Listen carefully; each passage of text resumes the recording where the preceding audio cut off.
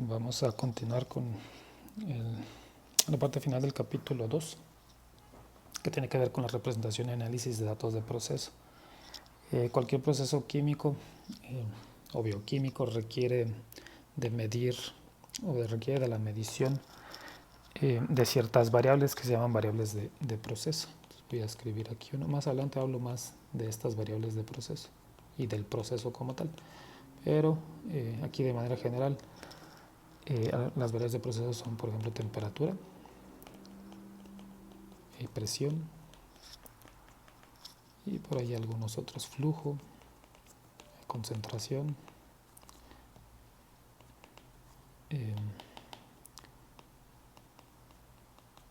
entonces siempre es preciso poder medir estas variables. En algunas ocasiones podemos medir alguna de estas que están escritas porque podemos hacerlo de manera sencilla, pero lo utilizamos para medir, para inferir otra. Por ejemplo, es posible medir la presión y relacionarla con el flujo de una corriente que lleve ahí material. Entonces hay variables que se pueden medir muy fácil. La temperatura, pues todos sabemos, si metemos un termómetro a lo que sea una corriente, pues si ya está calibrado, pues nos dice a qué temperatura está. Pero no siempre es tan sencillo medir. Aún ese termómetro que conocemos todos está calibrado. Alguien lo que hizo fue meterlo, por ejemplo, en agua a 0 grados y marcó hasta dónde se movía el etanol, que ya no son de mercurio, son de etanol, hasta dónde subía el etanol, y ahí asignó un 0. Y luego lo metió, por ejemplo, agua hirviendo a nivel del mar y le asignó 100 grados centígrados. Entonces, ese proceso de calibración es importante. Y de eso es de lo que voy a hablar en este video, al menos de manera introductoria. También es posible que necesitemos la medición, por ejemplo, de la concentración de algún componente en una corriente, pero que tengamos que hacerlo en línea. El problema siempre va a ser la medición en un proceso continuo, es decir, que hay una corriente, por ejemplo, que siempre lleva, no sé, agua con sal, y yo tenga que estar monitoreando siempre qué concentración de sal hay en el agua, porque la requiero para el proceso o lo que sea. Ahí se complica un poco más porque temperatura pues, podemos entender más, pero y luego cómo medimos concentración y cómo lo hacemos en línea. ¿Sí? Entonces muchas ocasiones lo que hace la industria es medir, como ya dije, medir cosas que son sencillas y de ahí calibrar un instrumento para que obtengas otro resultado. ¿Sí? Entonces, por ejemplo, el ejemplo este que estoy diciendo de concentración de sal, pues pudiera ser, pongamos en línea un medidor de conductividad, y la conductividad pues es directamente proporcional a qué concentración de sal tienes en una solución acuosa, por ejemplo. ¿Sí? Sin embargo, ese instrumento debe ser calibrado, es decir, el instrumento solo mide algún tipo de resistencia eléctrica, pero esa medición que hace hay que pasarla y hacer la calibración y decir, a esta medición corresponde a esta concentración en molar, por ejemplo. ¿Sí? El mismo caso este que comento de puedo medir presión, pero lo que me interesa es saber el flujo. Tengo que hacer entonces ese proceso de calibración. ¿Qué implica eso? Que forzosamente tienes que hacer experimentos para calibrar instrumentos. Entonces, por ejemplo, aquí voy a hablar de un caso muy sencillo. Entonces, supongan que necesitamos medir el flujo. Tenemos nuestra tubería y pues pensemos ahorita sencillo. Esta tubería transporta agua líquida. Pero y lo que me interesa específicamente es flujo. ¿Cuál es el flujo del agua? Es decir, esa corriente va a estar fluctuando o puede que esté fluctuando. Necesito poder saber qué flujo tengo en determinado momento. ¿Sí? En un momento, pues, lo que puedo hacer cuando me refiero a que hay que hacer experimentos es tienes que medir el flujo. Entonces pensemos que ese flujo es un flujo volumétrico, es decir, lo que está aquí yo quiero saber voy a poner algunas unidades, a qué litros por minuto está fluyendo esa agua. ¿Sí?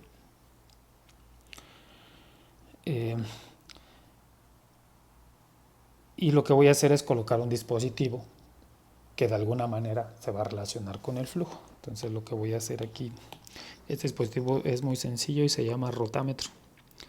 Y básicamente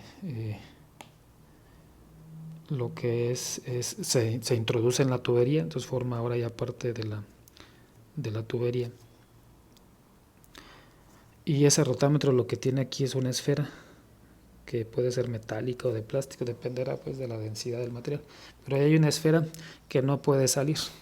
Sin embargo, es libre de moverse hacia arriba o hacia abajo. ¿Sí? ¿Qué es lo que va a pasar? Que el flujo, cuando vaya circulando, dependiendo del flujo, esa va a ser la posición de la esfera. Entonces, esa esfera, si tienes un flujo bajo o lento, pues pudiera estar por acá. Un flujo medio lo que va a hacer es cambiar su posición, y un flujo alto pues vamos a ver que sube su posición. Como digo, este dispositivo se llama rotámetro. Y lo que puedo ver ahí en el rotámetro es que hay una escala que está midiendo en la altura. Entonces, de alguna manera en el dispositivo yo puedo establecer a qué altura está esa esfera metálica. Y decir, bueno, pues está a cierta altura h,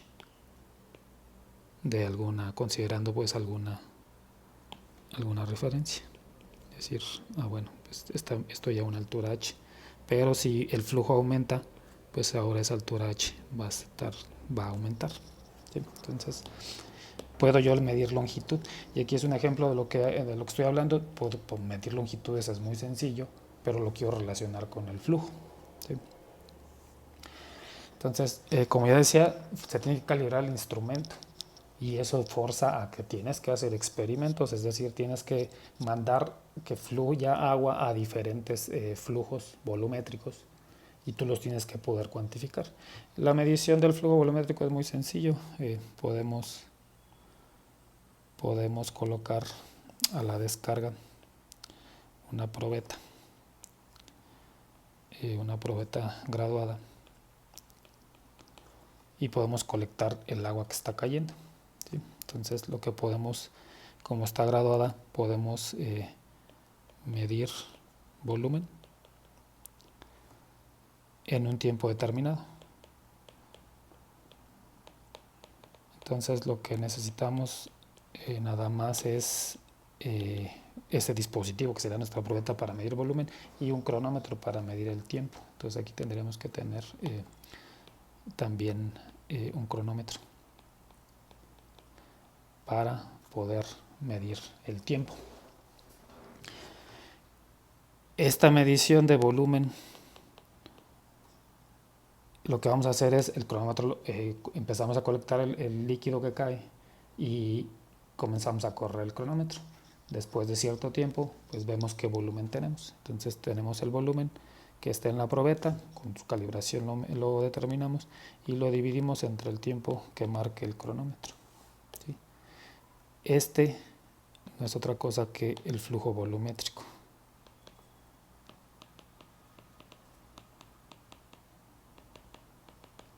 ¿Sí? Y entonces, cuando digo que tienes que hacer experimentos, pues tienes que hacer que fluya el agua a diferentes velocidades para que estés obteniendo, al final lo que vas a obtener pues es una tabla. Va a ser una tabla en donde esta variable flujo volumétrico la voy a llamar B punto. Entonces voy a tener al final una tabla que me va a relacionar la altura del manómetro, que es esta de acá, con el flujo volumétrico. ¿Sí? Si no hay altura, pues no hay flujo. Y yo lo que voy a hacer es experimentos para decir, una altura, pensemos que esto está en centímetros y esto en litros por minuto. Y decimos, pues mide 1 centímetro de altura y el flujo es 2 litros por minuto. Mide 2 centímetros, el flujo es 4. ¿Sí? toda esta tabla la llene cambiando el flujo y midiendo el flujo, como estoy estableciendo con la probeta y el cronómetro. Y lo que verifico es a qué altura está entonces esa esfera para llenar esta columna de H, ¿sí? Y así voy a tener datos en una tabla que relacionan la altura en el rotámetro con el flujo, y esta tabla, como ya establecí, pues se tuvo que hacer experimentos, no se puede inferir, bueno, si se pudiera, pero en el caso general es haz experimentos, o el caso más sencillo es haz experimentos, ¿sí? Bueno, entonces ahí está cómo es que se puede medir una variable y relacionarla con otra. Y la necesidad de, pues se tienen que hacer experimentos. Como ya dije, en el caso este del termómetro, pues también se hacen para calibrar los termómetros que conocemos, que tienen un material y que cambia la densidad por la temperatura. Pues hay una calibración de altura con temperatura, ¿sí? Bueno, el caso que comentaba de concentración, pues sería algo similar en el experimento. No habría un rotámetro, pero sí habría un medidor de conductividad en lugar del rotámetro, y lo que se tendría que hacer fluir son soluciones de sal o salmueras a diferentes concentraciones, y estar asociando eso a la medición, pero ahora de conductividad del dispositivo, y nuestra tabla pues ahora sería conductividad y concentración de la sal que vaya ahí disuelta, ¿sí? Entonces, así puedo hablar de 1000 ejemplos. Al final es lo mismo, tienes que hacer experimentos forzosamente y para hacer este proceso de calibración del instrumento. Bueno, antes de dar un ejemplo más, es vas a terminar con la tabla que ya representamos aquí abajo. Hicimos experimentos, pusimos a un estudiante que estuviera midiendo, que no tienen que hacer, y generó esta tabla. El problema es la siguiente situación: no puedes hacer 1.000.000 de flujos para que las filas de esta tabla pues sean 1.000.000 de componentes. No tiene sentido. Lo mejor es hacer pocos experimentos, o la mejor situación sería, a partir de los experimentos pocos que haga, ¿por qué mejor no representamos esa tabla con una ecuación? De manera tal que ahora que la respuesta sea continua. En la tabla pues la respuesta es discreta, solo hay valores en 1, en 2 de altura, y te dice qué flujo es. Pero si tuvieras una función continua pues sería irrelevante. Lo que trato de decir es lo siguiente: ¿qué pasa si ya calibramos? Obtuvimos, voy a escribir aquí un poco más de valores. 4, 8, 5, 10. Pensemos que hicimos estos experimentos y ya calibramos o ya tenemos pues esta tabla. Pero ¿qué pasa si el instrumento, ya en una operación normal, el instrumento está midiendo una altura de 1.2 centímetros, y lo que necesito es saber el flujo?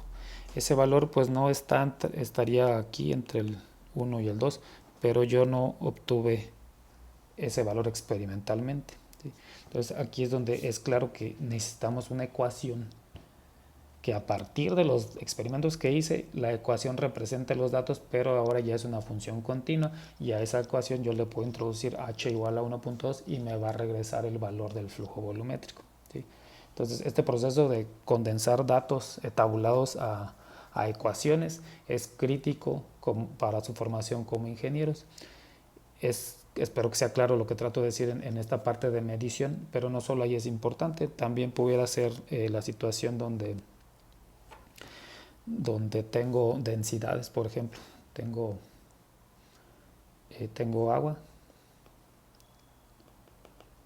agua líquida, y de alguna manera yo hago mediciones de temperatura, que es fácil, en grados centígrados, y calculo la densidad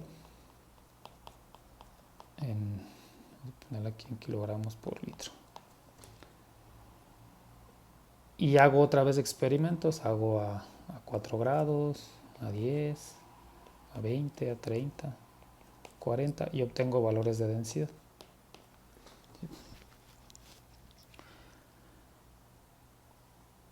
esta parte otra vez se tienen que hacer experimentos, tienes que poder medir densidad, tienes que pesar el material, tienes que ver qué volumen ocupa para obtener esa relación de densidad, lo que llamamos densidad, que sería la masa entre el volumen que ocupa. Pero otra vez tienes que hacer experimentos, vas a ver que la respuesta cambia porque la temperatura cambia. Y luego al final lo que quieres es, yo quiero, si a lo mejor tienes la necesidad de, pues necesito la densidad del agua, pero a 17 grados centígrados. Y ahí está otra vez el problema de que no hicimos ese experimento. Entonces otra vez lo mejor sería tener una ecuación que relacionara densidad con temperatura, para que entonces sí le podamos introducir cualquier temperatura y nos regrese el valor de densidad.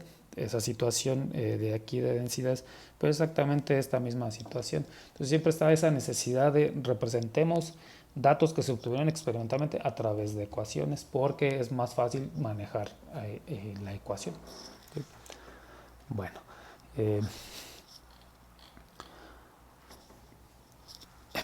pensemos que, voy a regresar a este ejemplo, pensemos que graficamos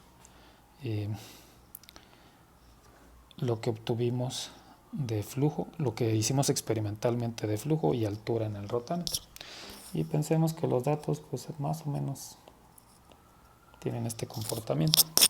Y como pueden ver, pues los datos como que van siguiendo una línea recta. ¿Sí? Y entonces, si quiero obtener una ecuación, pues mi primera decisión debería ser, pues representemos los datos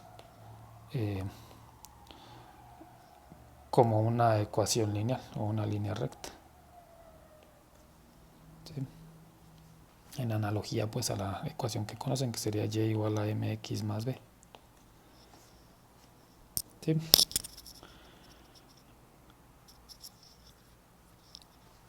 Tendremos que hacer entonces un proceso que se llama ajuste del modelo a los datos, y ese proceso nos va a permitir determinar cuánto vale esta A y cuánto vale esta B. Aquí voy a poner valores arbitrarios, vamos a suponer que ya hicimos este proceso. En los siguientes videos vamos a establecer cómo se hace eso y obtenemos 1.2h más 0.5, y esta es nuestra ecuación. Aquí entonces sí puedo yo introducir el valor que yo quiera, 0.5 centímetros, 1.2 centímetros, y me va a calcular valores de flujo. ¿Sí?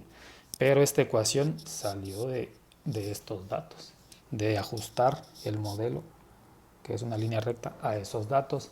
A lo mejor algunos de ustedes ya conocen cómo hacer este proceso. Como digo, en los siguientes videos voy a hacer este proceso en el Excel, por si no lo saben. Y si utilizan alguna otra herramienta, pues es momento que usen el Excel, porque va a ser muchísimo más rápido. Bueno, voy a regresar a esta situación en donde yo hice estos experimentos, medí dos alturas, estas dos, 1 y 2, pero yo necesito una altura de 1.2. Es posible también hacer lo que se denomina interpolación. Para utilizando esos dos datos, esos dos pares de datos, y obtener este otro. ¿Sí? Ese proceso de interpolación es común también, es muy común que solo haya información en tabla, o que haya muchísima información tabulada, no como ecuación. Entonces, si lo que necesitamos nada más es un valor rápido, por ejemplo en este de densidades, a lo mejor hay una tabla gigantesca de densidad del agua, pero yo necesito el agua a 17, entonces puedo interpolar utilizando nada más este valor a 10 y este valor a 20, donde cae entre el 10 y el 20 está mi valor de 17, y hacer una interpolación. Lo más sencillo es que esa interpolación sea lineal. ¿Sí? Y entonces solo voy a usar esos dos datos para inferir cuál es este. No voy a utilizar esta información de acá. ¿Sí? Lo mismo de acá. Nada más utilizo este par y este par, infiero este. No utilizo nada de esto. ¿Sí? Lo más sencillo, lo más rápido es hacer una interpolación lineal también, que no es otra cosa que una línea recta también entre estos dos pares de datos. Ese proceso también lo voy a hacer en otro video en el Excel, para que vean que es muy rápido y no perdemos tiempo y somos eficientes. Entonces en los videos siguientes voy a hablar de interpolación lineal, voy a hablar de cómo es que obtuve esta ecuación a partir de los datos, cómo lo hago en el Excel rápido. Y también voy a hablar de supongan que al hacer esa gráfica de flujo contra altura, pues resulta que los datos están así. Aquí claramente el comportamiento ya no va a seguir, no sigue una línea recta, y utilizar este modelo pues no es apropiado, porque los datos aquí, como ven, pues son más como una parábola. Aquí tendría más sentido proponer un modelo que sea una parábola. Seguramente este modelo va a representar de mejor manera los datos. Si estos datos, así como están, nosotros los representamos por esta línea, por una línea recta, pues ese va a ser el ajuste, algo así. Pero si utilizamos la parábola o este modelo polinomial, voy a poner aquí polinomial, pues lo que vamos a ver es que es una mejor representación de los datos. Y claramente él debería de ser utilizado, no este. ¿Sí? Una vez que ya tienes tu modelo, que sea polinomial o lo que sea, pues lo utilizas para calcular valores dentro del, para interpolar, pero utilizando todos los datos. Al final el modelo pues va a permitir interpolar también, como decía acá. Si ya tenemos nuestro modelo, pues podemos calcular el flujo en donde nosotros queramos, hacer interpolaciones, porque el modelo representa todos los datos. ¿Sí? ¿Qué pasa? Esta parte de este sigue siendo el ajuste de mi modelo. Yo tendré que proponer el modelo y haré el ajuste, el proceso de ajuste del modelo a los datos. ¿Sí? Esto también lo voy a hacer en el Excel. Ahí podrán ver que hay herramientas con modelos ya establecidos, que si mal no recuerdo es el lineal, el polinomial, el exponencial, el de potencia, y por ahí me parece que trae otro. ¿Sí? En el libro, como es un libro que escribieron hace mucho tiempo, y ustedes pueden revisar ahí en la sección 2.7, habla mucho el Felder de linearizar los modelos de manera tal que podamos hacer una regresión lineal sobre la linearización que hayamos hecho.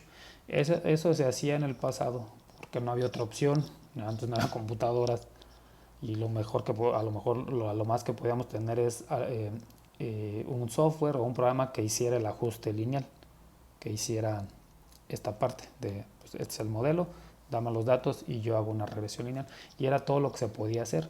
No se podía hacer esta parte de, mira, el modelo es cuadrático y pues no hay software para eso. Ahorita ya el software no es problema. Toda esta parte de linearización no voy a hablar de ella porque es del pasado. El procedimiento que verán utilizando el Excel es mucho más rápido, ya tiene muchas cosas internas, yo nada más necesito saber utilizarlas.